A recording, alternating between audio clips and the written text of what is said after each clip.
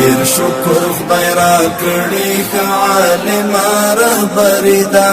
ډیر شکر خدای را کړی ښه عالمه رهبري ده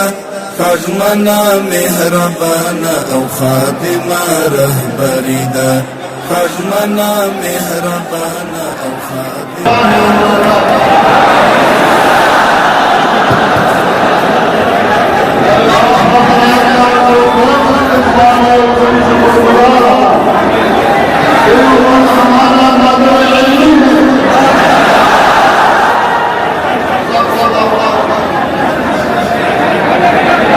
دارالعلوم دیوبند کا اس احسان کا اور حضرت شیخ صاحب کا مشکور ہوں کہ ہم کو دارالعلوم دیوبند کے سند سے نوازا اللہ تعالیٰ یہ مرکز علمی ہمیشہ کے لیے کامیاب اور سرشار رکھے اللہ تعالیٰ نے جو عزت آپ کو دیا ہے اور جو منقبت آپ کو دیا ہے اللہ تعالیٰ سارے مسلمانوں کو نصیب کرے اور ہم ایک بار پھر آپ کا شکریہ ادا کرتا ہوں کہ آپ حضرات نے انتظار کیا اور استقبال کیا یہ ہمارے لیے بہت بڑا سعادت ہے اور جناب شیخ صاحب اور سارے اساتذہ کا میں شکر گزار ہوں کہ انہوں نے بہت محبت کے ساتھ مجھ کو نوازایا یہی سند پہ جزاکم اللہ خیراً انشاءاللہ بعد میں تفصیلی بات کروں گا انشاءاللہ تعالی سب سے خصوصی دعاؤں کے درخواست ہے افغانستان کے لیے اسلامی عمارت کے لیے ہمارے لیے اور سارے مسلمانوں کے لیے اور امید ہے کہ اللہ تعالیٰ یہ جو آج کل باتیں چل رہے ہیں غزے اور فلسطین کے مسلمانوں پر بھی رحم کرے امید ہے کہ کامیابی نصیب ہو جائے جزاکم اللہ خیراً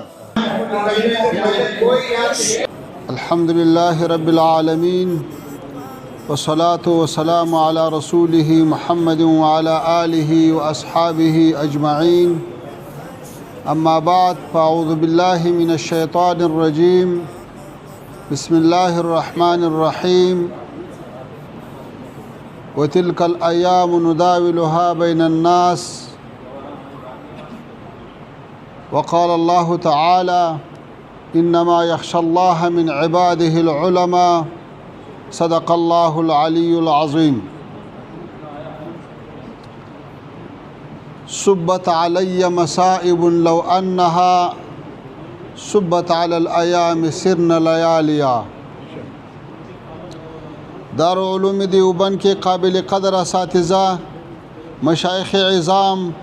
طلباء کرام اور محترم حاضرین سب سے پہلے آپ کو اور ہندوستان کے تمام مسلمانوں کو افغانستان کے اکابرین علماء کرام اور عوام کی جانب سے سلام اور نیک تمنائیں پیش کرتا ہوں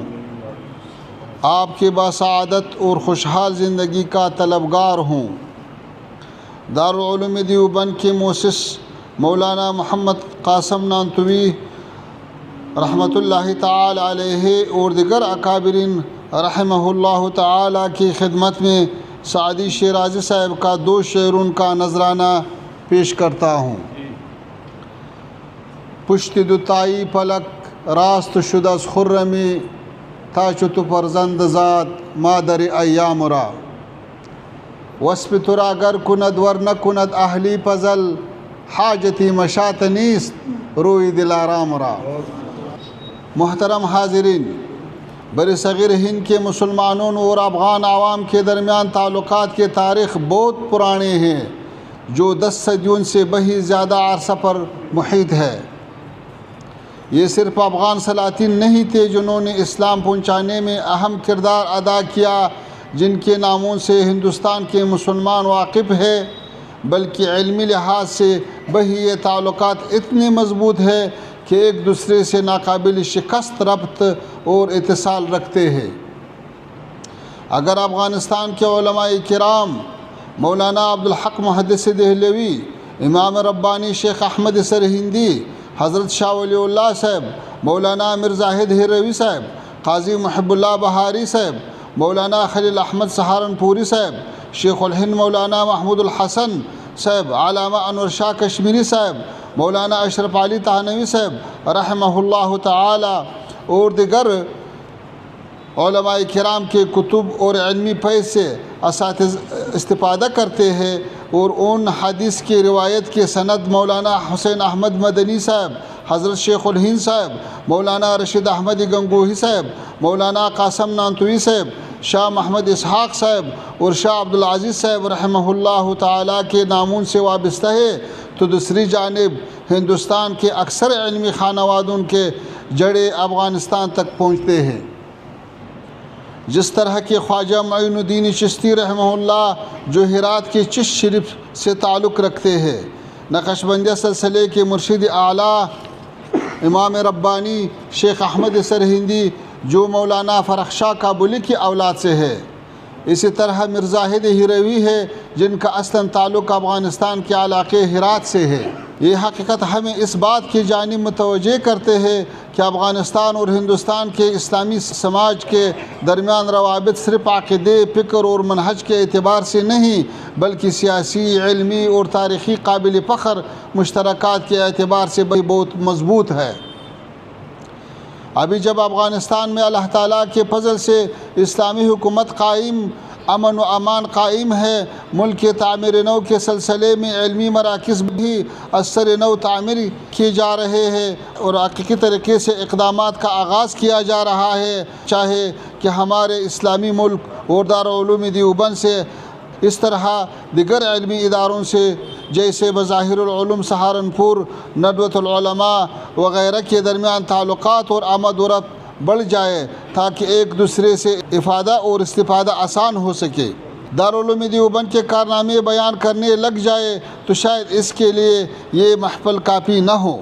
مختصر اتنا کہوں گا کہ یہ دارالعلوم پوری امت مسلمہ خصوصاً جنوبی ایشیا کے مسلمانوں پر اللہ تعالیٰ کا بڑا احسان ہے۔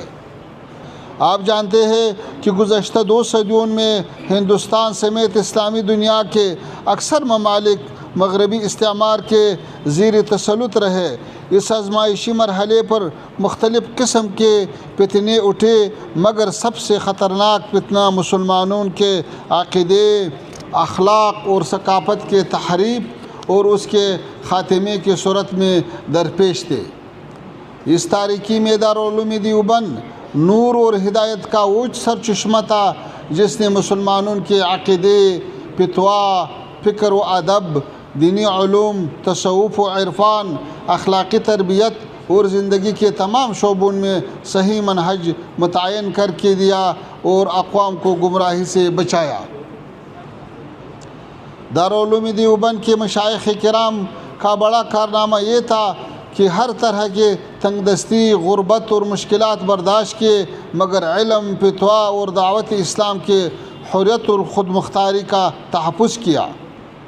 اس دارالعلوم نے مسلمانوں کی دینی منابع کو نہ صرف استعمار کے اثرات سے محفوظ رکھا بلکہ افراط و تفریط اور مختلف منحرف گروہوں کے اثرات سے بچایا، جس کے برکت سے آج الحمدللہ ہم ایک خالص اسلامی منہج سے بہرور ہیں۔ دارالعلوم دیوبند نے مشکلات اور مصائب کے مقابلے میں 1.5 صدی کے بعد بھی اپنی اصلیت برقرار رکھی، اعتدال کا راستہ اپنایا، علمی امانت کے میراث کا تحفظ بھی کیا